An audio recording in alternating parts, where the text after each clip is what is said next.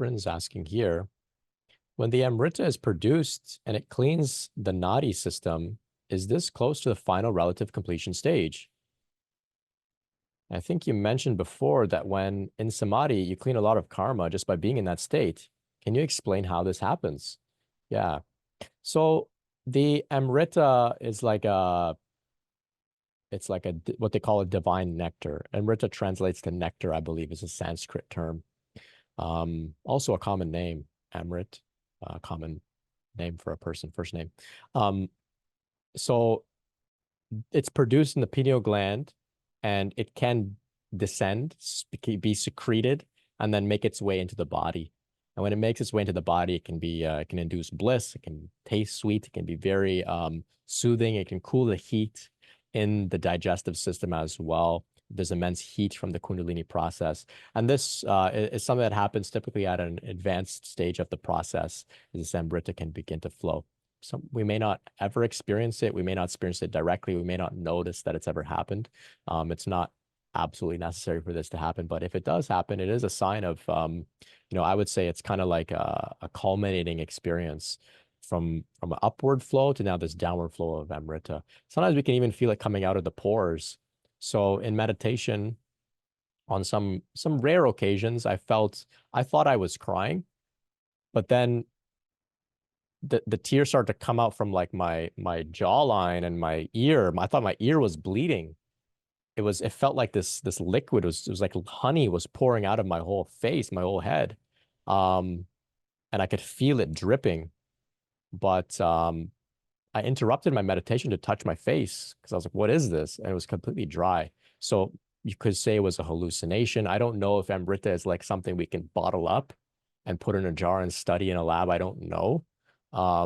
It could just be something happening in the non-physical dimension, in the same way that the nadis or the chakras, if you cut a person open, you're not going to find nadis or chakras, but there's a flow of prana. So this could be something that's happening in that dimension as well. I don't know for sure, but this was something I experienced. And it was incredibly blissful. Just having this flow was like, it was like a waterfall, kind of really beautiful.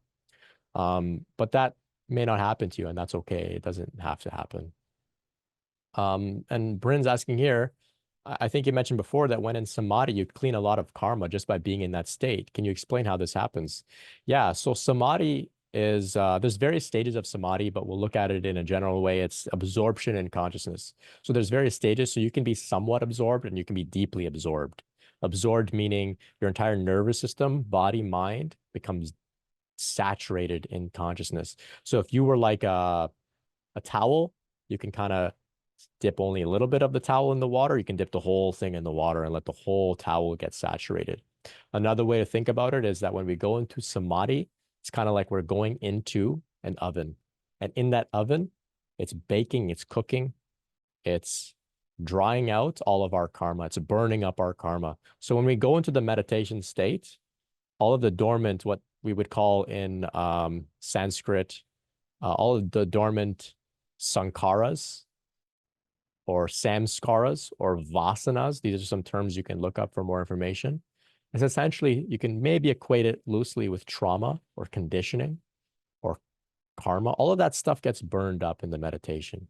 So the more we go deeper and deeper into Samadhi, the more frequently we come out having burned up more karma, having dried up some of those dormant tendencies. Vasana means tendency. So a tendency to get angry when you get triggered. The more you go into deep meditation, you can burn up that tendency. So you come out, you're less likely to get angry. You keep going back and forth, back and forth. Eventually you get triggered, you may not get angry anymore. And that's how, like we were saying, maybe you can get to the point of, being an arahant, right? All of that stuff is worked out. So that's why we go into meditation. We are steeping the nervous system in that ocean of consciousness. We're steeping the nervous system in the oven of consciousness to burn up the karma. So that's why meditation is very, very important. We don't meditate to feel good during the meditation. We meditate so that we can cook all this stuff up. We go into this deep, relaxed state. The Shakti can really flow through our system, and it starts to work and burn up all these things that we're holding on to. And so that's why the practice is so, so important. And there are some, and I've met people that say, I never really meditate, and they get to very, very advanced stages of the path, very healed. So it can happen without going deeply into meditation. It can happen through shadow work or psychotherapy or just being in nature or being in the company of a community that can allow you to, do your work.